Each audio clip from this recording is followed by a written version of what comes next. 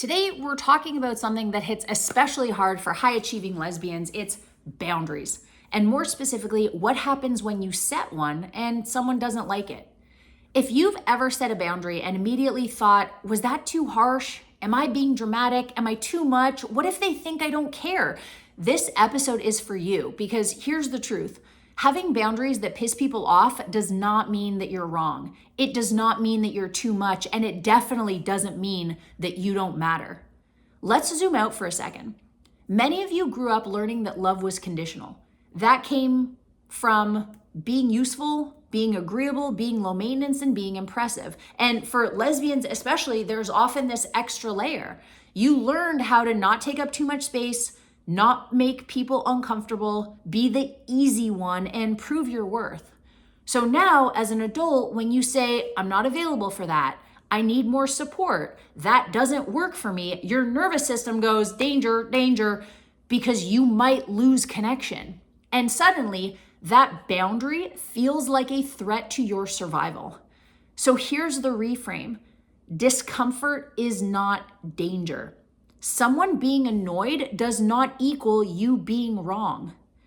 I want you to hear this clearly. Boundaries don't ruin relationships. They expose the ones that were built on your over-functioning.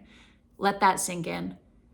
If someone only feels safe with you when you're over-giving, over-performing, over-accommodating, that's not connection. That's dependency on your self-abandonment. I had a client once, let's call her Sam. Sam was the reliable one in every area of her life, at work, in her family, in her relationship. She never said no. And when she started coaching with me, one of the first things we worked on wasn't macros, it was boundaries. She told her partner that she needed one night a week that was just hers. No errands, no emotional labor, no logistics planning. And her partner got defensive. So Sam spiraled. See, I'm selfish. This is why I don't ask for things. Maybe I should just handle it.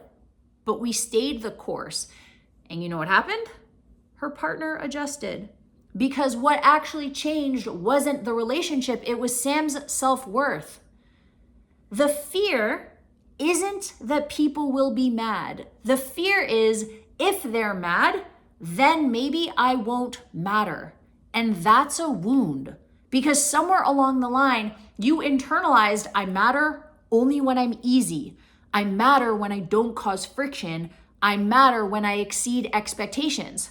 So when you create friction, it feels like you're forfeiting love. But here's the truth. If your worth disappears the moment you assert yourself, it was never rooted in worth. It was rooted in performance. And you are not here to perform for love. You are here to participate in it. Self-worth isn't loud, it's steady. It sounds like, I understand you're upset, and this is still what works for me. I care about you, and I care about myself too. And then no, without a 10-minute explanation. Here's the part most people won't say. Healthy boundaries will upset people who benefited from you having none. Listen to me again. Healthy boundaries will upset people who benefited from you having none. That doesn't mean you're wrong. It means the dynamic is changing. And change is uncomfortable, especially for people who are comfortable with you overextending yourself. You know what's wild though? The same women who struggle with boundaries in relationships often struggle with boundaries around food and training also. They say yes when their body says no. They push through when they're exhausted. They overcommit, they over-restrict, they overtrain. Why? Because self-worth hasn't been fully anchored. When you believe that you matter, you stop punishing your body to earn space. Boundaries in life and boundaries in health are the same muscle. If someone is uncomfortable because you honored yourself, that discomfort is not proof that you're too much. It's proof that you're no longer shrinking. You are allowed to take up space, say no, need things, disappoint people, protect your energy, and still be worthy of love. Actually, especially then. If you are someone who has struggled with boundaries, feel free to send me a DM, send me a message on Instagram, email, whatever it is, because strong bodies are built by women who believe that they matter, and we want to help you build that strong body. That strong body starts long before the gym.